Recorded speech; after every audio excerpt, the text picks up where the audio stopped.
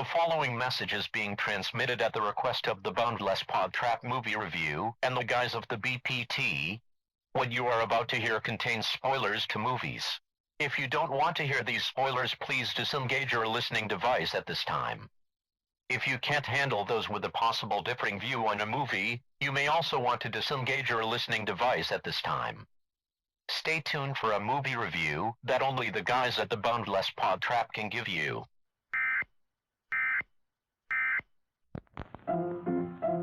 Let's all go to the lobby. Let's all go to the lobby. Let's all go to the lobby to get ourselves a treat. Ladies and gentlemen, welcome to the Boundless PodTrap movie review. We missed you. We're finally back in studio, in the new studio. Beautiful, beautiful two-car garage. We call the studio is no more. We're in an actual building, boys. We are. We got a pool table. We got a ping pong table. We got a room for Legos. We got a mixer lounge. We've got a living room area. We've got Lego. We got a room. We got a masseuse. We've got everything in this building. Therapists for your emotional needs. Well, yeah. We got somebody who she moved out after listening. I was going to say she's us. got to be on the clock 24/7 if. Professional cuddler. Yeah. I get it. That's an unemployed reference. From a movie. It is. And this is a movie review podcast. Face toucher. But most importantly, we have you, the listener or listeners. Yep. So nice. We got to hear it twice. Love it. That's good to be back. I miss this. I do too. This is good. I wondered how it was going to work out here, and I think it's going to work out pretty darn good. Yeah, we're so far away from each other. We went from sitting at a small little round table to something more professional looking. Yeah. Now we're at desks away from each other. I have a desktop computer at my. Now you're just bragging. Yeah. Well, Lonnie has one too. He just doesn't know the code to get it. I just don't know. So I got an iPhone and a notebook. He's got a camera that follows him. Yeah. And Justin's got like a desk on wheels. Nice. It's crazy. It makes me go. We took a picture before recording tonight. We'll have to post that on the page so Yeah. people can see at least the orange wall and The beautiful. our accent wall with our Whiteboard? our marker board on it. Yeah. Voice. I love it. And sticky notes of an upcoming longy movie. I don't know what we're going to call a full-length shorty movie. Not so Short short. Not so shorty. Not So Shorty.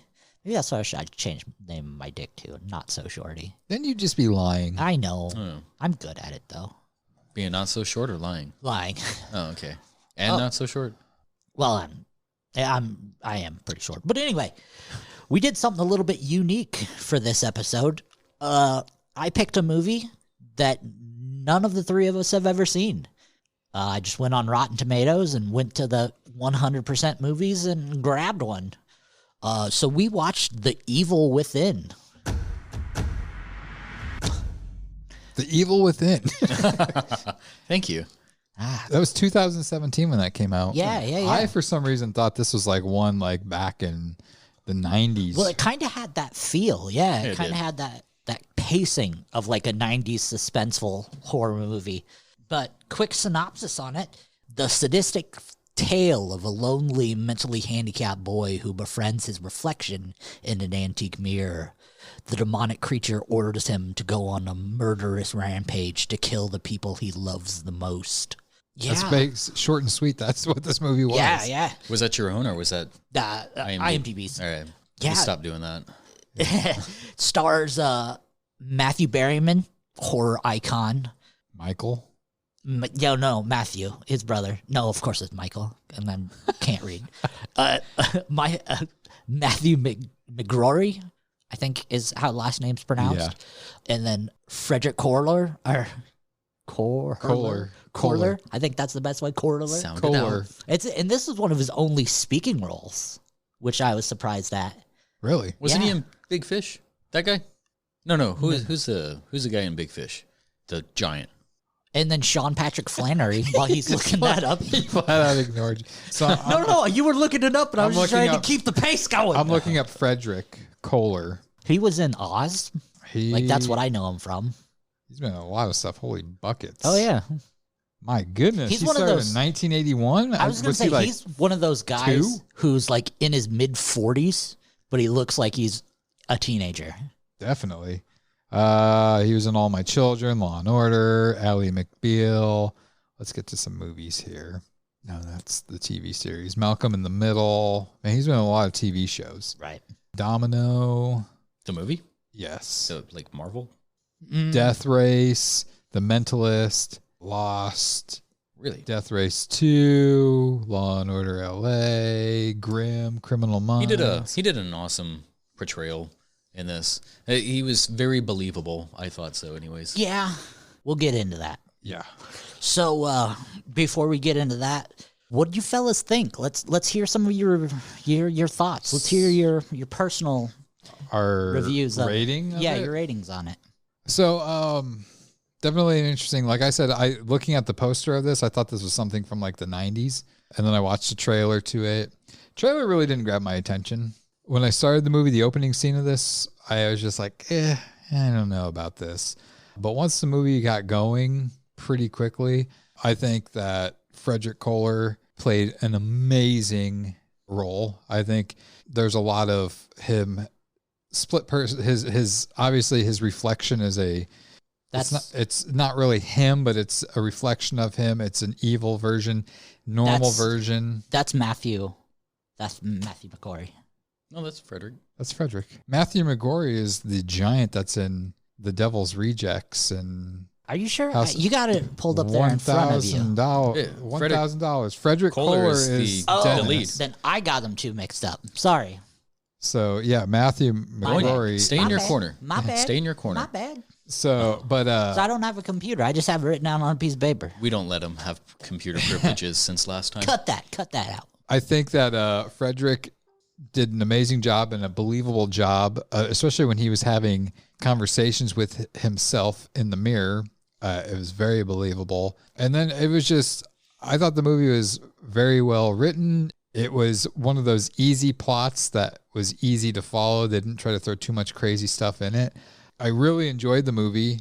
And this is probably, the rating I'm going to give it is probably my second highest rating I've ever given it. I'm giving it 9.5. Jeez. Because that 0.5, I didn't like the beginning of the You opening didn't scene. like the dialogue? No. I thought that it could have been a little bit, something a little different, but that's the only reason why I did not get a 10 in my eyes. To bounce off of that, I did like the opening because I think it wrapped it at the very end pretty well. It gave a nice intro. What I really liked about it, because it did remind me of a comic book that I used to read, which is called The Dreaming, which comes from the Sandman series.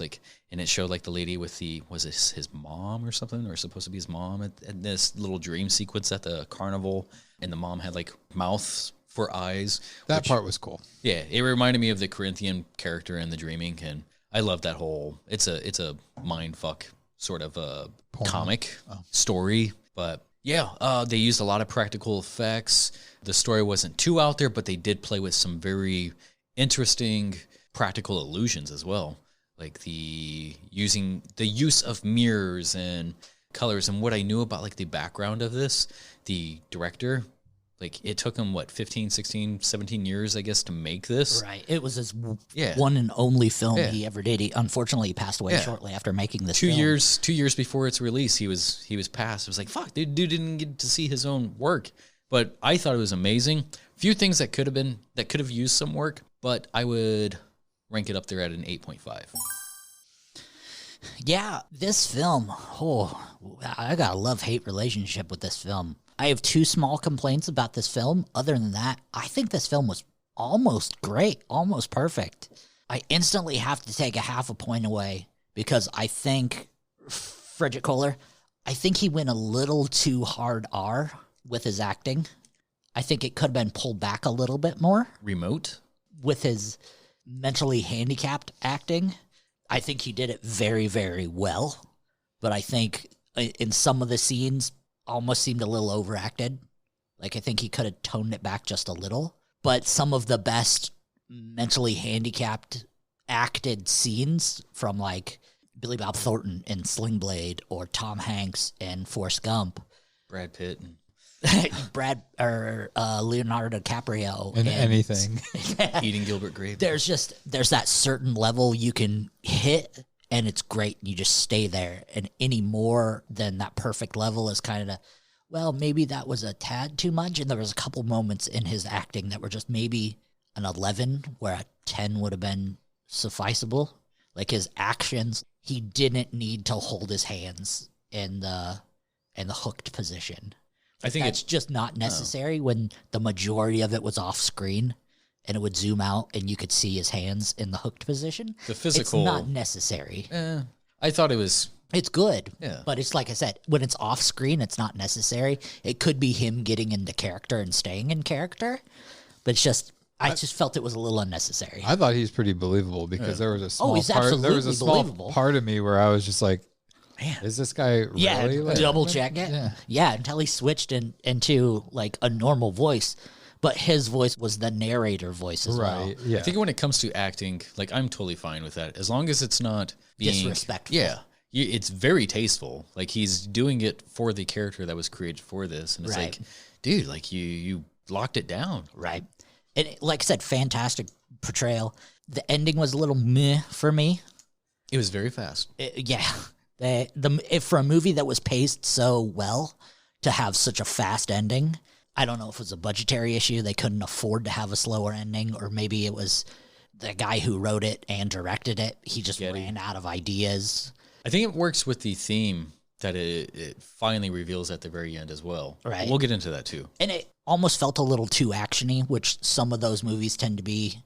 Like any movie that involves the police at the end tends to feel a little too actiony. Like when something's so supernatural and then they try to bring a police element into it, it's like you lose the supernatural and then it turns into like a man versus beast almost thing. But with those little things being said, I love this movie. Like I was shocked how much I actually liked this movie. I give it a solid 9. So 9. Boom. That gives us a BPT rating of 9. Right on. Great. That's second, third highest ranked movie that we've done. And that is just randomly picked one. Let's see. It's a good one. That is the second. Yep. And I'm in the kind of between you two on basically like narration monologue at the beginning. I think it was necessary to be in there, but I think it could have been done a little bit more ethereal, if that makes sense. Like make it more magical. If it's a dream sequence, make it like more dreamy. Like the only thing that made it feel dreamy was the mother's face with the mouth, the eyes in the mouth. Like that was the only part of that scene that made it feel like a dream. I think he just used too many big words in that opening monologue of it. Like just stuff he was saying. I'm just like, well, you could just talk to us like a it could sit out of the way. Well, and like, that was part of his character though, and he brought that up multiple times when he's like, his brother used big words and he could not talk back to him because he knew these big words, and he said that multiple times through the movie. So I think it was kind of a character development. It was his mind because he was smart, and then his brother damaged him. So he used to be able to use big words, and you were supposed to come full circle that at the end he was able to use big words again when it was taken over. So like, I think that's why there were so many, the dialogue at the beginning was so sophisticated, is because in the beginning he was very smart. He was able to do these things. He was a prodigy, and using the very finished, polished monologue at the very beginning, and then he prefaces like, this is the only, I don't know if he said like the only something time, like I sound in real life better, like I in my head I sound much better than in real life. And so the way he talks to himself in his head, at least in the opening, prefaces do you want to call it a genius? Like he is a prodigy genius prior, but now he's like a mad genius, at least inside. At least the reflection, the little thing that's trapped inside him that once has this resentment towards his brother, and it finally takes a hold of him. It wraps around his brain. Is it the mirror? Is he finally seeing what is an actual reflection? Is it just something that's kind of finally slipping, neurons finally connecting and correcting with the negativity that kind of produced since way back? Well, there's a line, and let me pull it up here, and it kind of touches on that a little bit here. Let me find it here. That he says in the movie, like, about his brain to him. It's in the quote section. While you're pulling that up, I could not stand that counselor. Yeah. Or the Social Security. Yeah, the social worker. The lady? Yeah. Yeah, she was creepy looking. One thing I will say, the actress Brianna Brown is beautiful. You would say that. That's all I'm going to say about that. So the line in the movie, after Dennis has killed a couple people, and he kills someone in the bathroom, he says the line, "You didn't talk me into that one. I just did it, and I don't know why." So he goes from his darkness, starting out killing animals, cats and dogs, and then he kills a child, and then he starts killing people, and then he randomly kills a guy in the bathroom, and he was not told to do it. He just randomly does it, and it's like that fixation, that need, because the darkness is telling him he's going to be normal. If he keeps doing this, he's going to be normal. And the movie has this quality of looking at it from like a medical point of view, where someone who has that want to be better and want to be normal is going to grasp at every straw and every ring of this potential is going to get me back to being normal. And it was just, there were certain lines in this movie that were so beautiful and so almost eerily poetic from a movie that you wouldn't expect this type of movie to have those lines.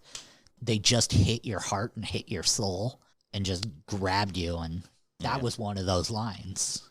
That bathroom kill is one of my favorite ones. Where it just walks in and so fucking fucking unexpected. Yeah, it just walks in and stabs him for no reason, no purpose, just to kill him. And it kind of, it's one of those kills where it's just like, it wasn't graphic. I mean, there's a few blood splatters on the camera, but it messed with me when I watched it. And I actually watched that scene a couple of times because it's just, you put yourself in the person's shoes that's in the stall. It's like somebody at a restaurant, like where they were at, did not expect something like that. And then just to fucking open the window and dump the body out. It's like, what the fuck? I think one of the weirdest ones was like at the ice cream shop. I'm like, there's a little mentally challenged little ninja popping out of the cabinet.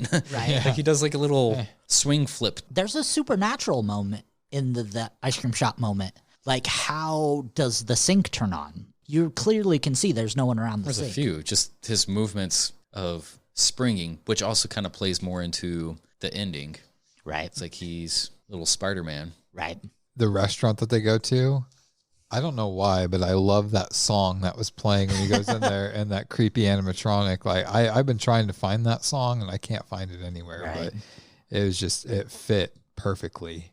And I don't know. I think that was a good explanation when Sean Patrick Flannery is like explaining like the animatronics, yeah, how it lifts the arms. Yeah, and he's like, it's just, it was very straight to the point. And normally like, or I guess even using the visuals with like the paper plate and stuff, and like he's kind of teaching him how to entrap himself. Well, and then at the end, he uses that with all the dead bodies. The thing is like with Sean Patrick Flannery's character, when one of his very first introductions into the film, he's sitting on like a red couch, and red is usually going to be like symbolizing the danger, and he has like a sense of danger in his own comfortability. He thinks this is his house. I believe at the very end, he sits in a red chair.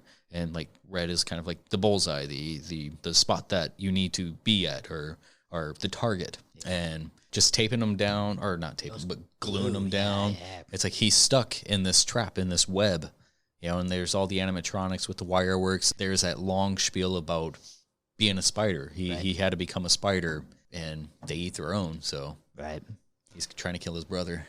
And this was, we talked about this a little bit in the intro, that the director, writer, Andrew Getty, this was his one and only film. And it took him 17 years to finish this. And it all came from nightmares he was having. So he was reaching into human experience. Daddy, also the Son of Sam killings inspired him too. Right, yeah. And unfortunately, he died, and it's not from a meth overdose, but from methamphetamine-related death. Something in his system gave out due to the methamphetamine consumption, which thankfully he was able to release this film and get noticed because of this film. But what he could have done after this film, I mean, we lost a great talent. But yeah, looking at the what some of the visuals in this film were, but what his head had to be like to put this on paper, like living those nightmares again. Like, I can't understand what was going on in his head. He has 1 credit on IMDb, and it's one hell of a credit to have. Right. I mean, that's... The dream play in this was awesome. I think that was one of my favorite things with a lot of movies or pieces is like when they introduce dream play. Right. Because it could be anything at that point, and it's allowed to be.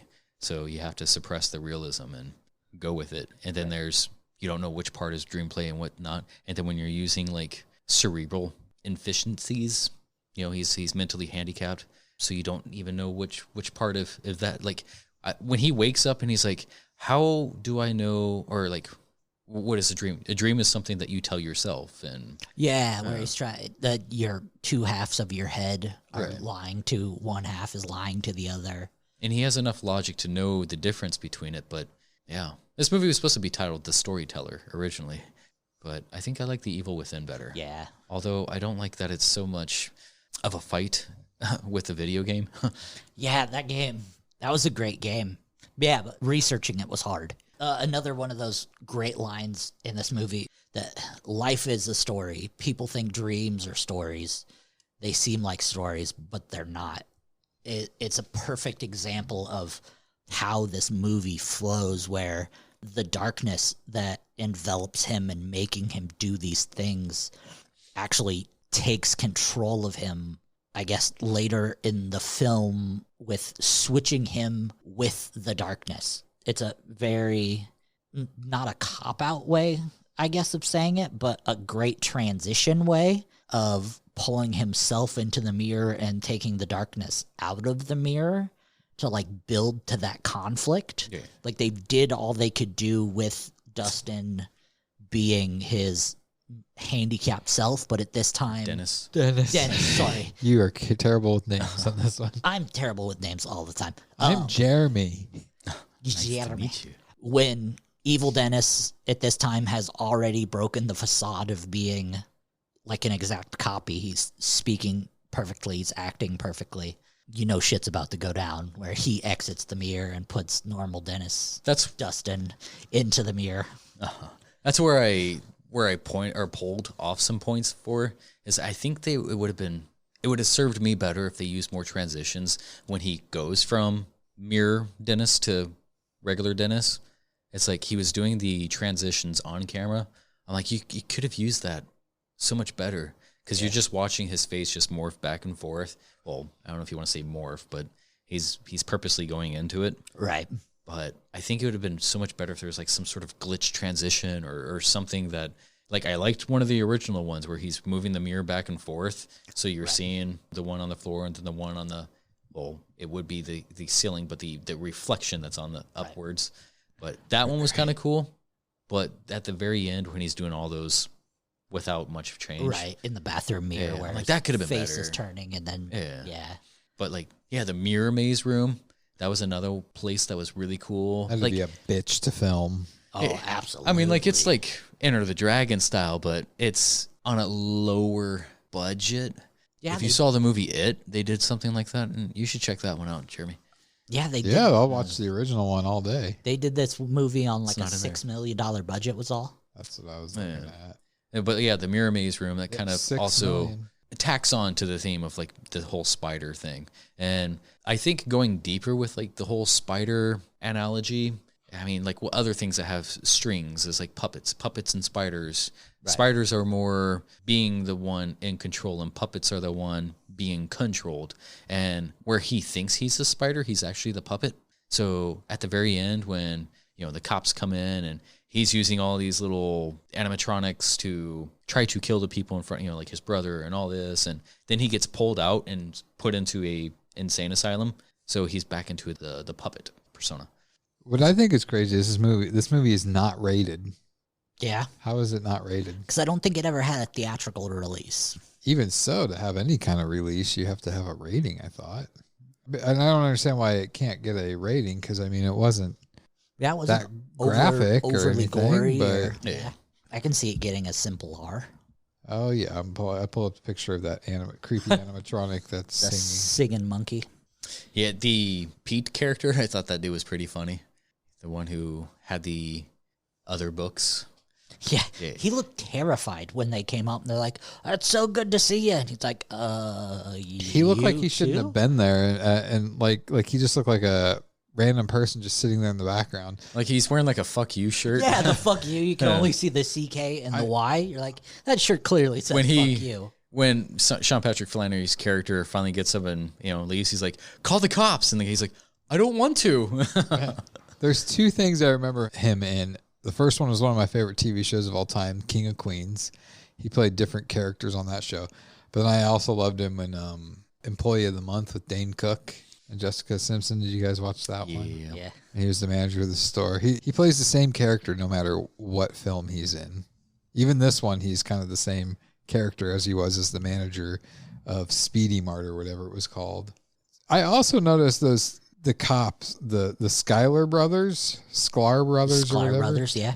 They were popular comedians first. Yeah. They are. And what I think is weird, I don't know if you guys watch America's Got Talent, but they were on last week's show as stand-up comedians. I'm like, how the fuck are these guys? They've already made it. Why Yeah, are I they know. on this show? It just shows how shitty Hollywood is right now. I guess so. They need a burner, yeah. probably to increase their relevance as well. I This think is- this movie had very beautiful cinematography. Absolutely, yeah. I think This is all made in the dude's mansion, the Andrew Getty's mansion. Like this is in his house. Well, other than the ice cream shop place and the Right. street scene, and One Yeah. of, oh, sorry. Finish your thought. I was also going to say this is the second movie where a main character makes another person rather handicapped. Yeah. The other one was Darkly Noon. no, not the Killzone. Oh, yeah. Okay. Huh? Okay. The brother here makes Dennis handicapped by Punching him. punching him. Oh, gotcha. And in Killzone- Gotcha. In Killzone, Donnie Yen's character makes one of his targets handicapped by punching him onto the car. I mean, See that review. That was a pretty good one. There's really, like, when a movie is as good as this, there's not too much that I can say about it because Yeah, it's Yeah, just you- one of those, you got to watch it. It's- it was very, Artistic. yeah. And I think, like I said, that Frederick was perfect for that role. Yeah. And his voice, I think, was unique and it fit the part very well to play a mentally handicapped person than a not so mentally handicapped person. And it was such a flawless change. Yeah. Like when he would be speaking in the mirror, like it was such that flawless switch to another. And yeah, it was so smooth. And I think Michael Berryman, I wonder how much they got him for because his role wasn't very significant. And maybe 10 minutes of the whole movie. Yeah, I think they had him for like maybe 2 days filming, I'm assuming. There was some. I want to say there was some issues with like a lot of the main cast. Kohler was one of the only ones who was there from the start, from day one. But I want to say Sean Patrick Flannery had some issues with him. I read an article that like he was trying to get out of it or drop off, or they were going to use another actor. But a few main actors, I guess, had some issues with Andrew Getty. But with Michael Berryman's character, I loved that effect that they use with like the infinity mirror where they take two mirrors and they place them against each other. Yeah. But then they totally did a little mind fuck with me when it shows him in one side and then he's like going through like doorways and like but the character of the main character, Dennis, moves out or tries to move out of the frame, but then he gets snatched. I'm like, what? Whoa, that was weird. Yeah. Like you could kind of see it coming because the like difference in the forearms. Right. So you kind of like as a horror fan, you could kind of go, oh, there it is. But if you're not looking for it, you could see it coming. One of the things I loved about this movie, and I don't know if you guys noticed it, where it was just one of those preference choices, but like when they did their CG or their CGI, it was claymation. Yeah. Like, and I liked that. I liked the claymation over the standard special effects. I count claymation as practical. So All right. Yeah, it's very practical. Hard to do. I was wondering with Matthew McGrory, I was thinking this had to have been like one of his last films. It was his last film. I'm on his IMDb. This was the last thing he was credited for before he died. But before that, his last movie that he did was 2007. So there was 10 years between acting, which I think that's kind of, for somebody like him and his stature, I'm surprised that there was that big of a gap. I wonder, health reasons or whatever. But I've only known him from House of a Thousand Corpses and Devil's Rejects. Tiny, yeah, and Big Fish. Big Fish is that's how I found out about him. But he had like there's two different ways you can go when you have the giantism or whatever it is, and it's hell on your body. Well, yeah, like just the misery that he had to go through. And well, his voice, like how the fuck does your voice do that? That's just insane. He's on speaker. I mean, all the time. it's something to do with their thyroids. Yeah. I wish somebody would have done a documentary on him before he Yeah. passed away, followed him around, because a day in his life, good Lord, I can't even imagine. Like I said, I think I can't remember if he had any speaking lines in Big Fish or not, but this was he was one one of the main guys. in Big Wait a Fish. second. He died in 2005. How'd he make a movie in 2007? How'd he be in a movie in 2017? He died August 9th, 2005. He had a movie come out in 2006 and 2007, which I get that post-production, right. but fucking 12 years later. So when did Andrew Getty thought we start? took a long time editing. Jesus Christ. So how long has Andrew Getty been filming this? Said it 'Cause took him almost You said 17 years, yeah. he's Andrew, been filming it for 17 years or Yeah. planning it and took like the whole The filming whole thing. process yeah. took him about 17 How the years. fuck is that possible? Because all the actors look exactly the same in it. I mean, if you look at Sean Patrick Flannery, he's in the scene with this Oh, he doesn't age that fast. with Matthew McRory, and he looks exactly the same in it. So how the fuck did they film it way back when? Is that why like even Frederick looks young in it? Like, did they film this back in 2005, 2006, whatever, and then it took them 12 years to edit it? I mean, It they sounds like it would have could've. had to. Because there was some like antique things, like his cell phone was very old looking, like it was a slide up, like one of the first brick? like brick phones that slid up, yeah, and the QWERTY keyboard, and Well, you guys keep talking. I'm going to do some research on this because now I'm interested. he's in research. If he mode. died in 2005, yeah, we would have to, because this was released. It was 17 years in the making. Yep. He died in 2015, the director, so he had 15 years. So he would have started in 2000. And I'm assuming that since a lot of the stuff was practical, he was behind the button, if you will, Right. of pulling the plug and stuff on everything. He made a lot of the stuff in his own house, in his mansion. I mean, the guy came from money, so Oh, absolutely. Yeah. All right. Filming began in 2002, and the film was shot largely in Getty's own mansion. He also converted one of the rooms in his mansion into a post-production suite.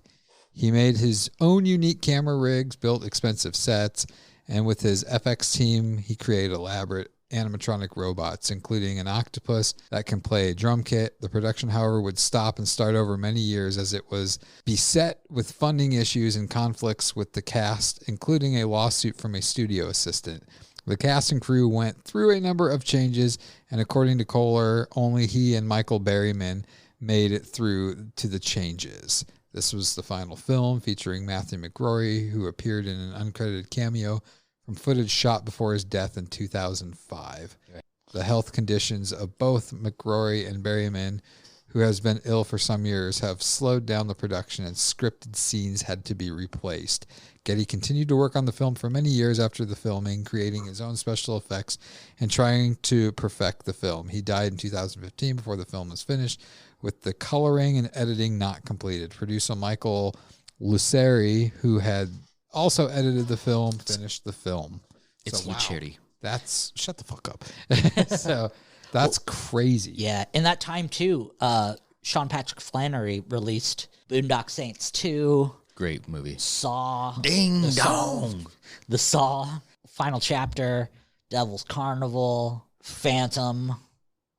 He was on Dexter. Like, he had a good run. Oh, yeah. So that's why It was. people probably thought he was being a dick. He's like, this low budget film isn't putting money in my pocket when he's got fucking Boondock Saints 2 that is Paying him. bankrolling Probably him a so new today, addition So on his home. for those of you that were giving me shit about The Shadow's Edge that we filmed in 2009 and it didn't get released till 2013, hey, Suck it. come on now. Yeah. At suck least it. he didn't die. Wow. I did not. Yeah.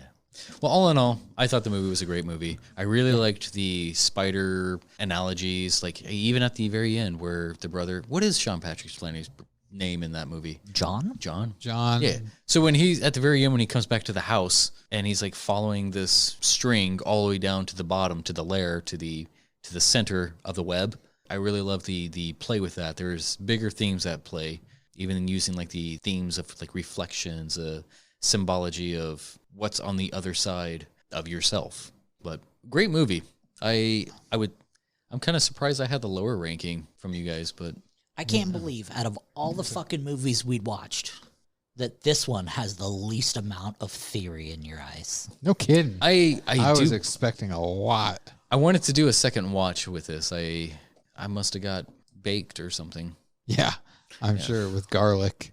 Hey, priorities. No, that was definitely a good one. I enjoyed it. For things that I would change, I don't know. I guess I'd have to watch the beginning scene again, but I just feel like it could have been a little bit more simplistic. The beginning scene did give me high hopes for something, but they never returned back to that sort of dream play. Right. But I mean, they did close it up with a totally different. It was twisted. I liked the twistedness. Right. I think all in all, I like the pace of the movie. I like it wasn't long drawn out death scenes. It was boom, quick in your face. Right. He's talking about killing somebody. He kills them. It's done. But the ending could have been maybe a little bit differently. But I've seen a lot of worse endings. So absolutely. So I definitely there's not too much I would change about this movie. Justin? Like I said, with the transitioning from Dark Dennis to regular Dennis, I think that could have been fixed a little bit better. The budget wasn't necessarily there. I think they could have done more with Michael Berryman as well. Just that part where at the very beginning where that was a very unique thing where he's tacking the zipper up and then he's crawling into. I like that a lot. Yeah. And they didn't return to something like that. I mean, they did do the, if you want to call human centipede makeshift with like the spider limbs or the limbs of the humans coming into like spiders with the 3 faces. So what is it? 1, 2, 3, 4, 5, 6 eyes. Yeah. It was interesting. A fast close, but I mean, that's how it goes when you swat a spider. It's done in an instant. So right. I don't know if I would expect a bigger payoff. I don't think you should go into this with a huge payoff. It's like, yeah, it's a story. It's unique. It's not something that's out there. I mean, it might have, I don't know, there's any number of things that could have improved. Even though I don't want to say he didn't have a budget. The dude was a fucking millionaire. Right. I mean, something. He put $6 million into a film that didn't get a theatrical release. Yeah. I would assume he wanted to do way more than what he did. Right. But I mean, as an artist, you have to finally let it go. You have to just release it. It's like, dude, just stop. If you do anything else, it might just ruin the whole thing. I mean, he was an artist with a terrible drug problem. Yeah, sometimes that is the muse. No, I like the movie. 8.5 is what I rank it. Could have used a few things, but other than that, I'd watch it again. Yeah. Oh, I would also change that Brianna Brown's character should get topless in it. Oh, never mind, she did. Oh. We got that out. Yeah. God, So you got your killings, you got your nudity. Talk about freckles. Yeah, not what I was expecting. I've never seen freckles on a areola before. This was one of Jeremy's higher raters. There it is. I don't think you've gave one a 9. He gave a 10 for One Cut of the Dead. Oh, yeah. And 9.5 for this. Absolutely. One Cut of the Dead was fantastic. This is a good one. The one thing I would change, like I said, the end was really fast. I think it's probably what it's like having sex with me. It's fun and then it ends real quick. I agree. Is it fun? It's not. Is it? Payoff.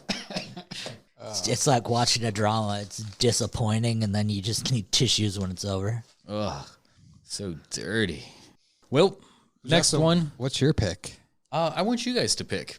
I have a comedy, a drama, or an action? I say comedy. Are they all Asian films? None of them are. Ooh, yeah. One of them does have a few Asians in it, but it's Americanized. It stars an Asian dude and a black dude as the leads. Really cool movie. One Comedy, or is that the action one? That is the action. It's an action comedy. Is it Rush Hour? It is not. Rush Hour 2? It's before Rush Hour. It's what? Let's go with the comedy. You pick comedy, I'll pick comedy. Okay, we'll go comedy. The comedy that I am... All right, I'm a huge fan of, or at least I was way back in the day, Will Sasso. Hilarious.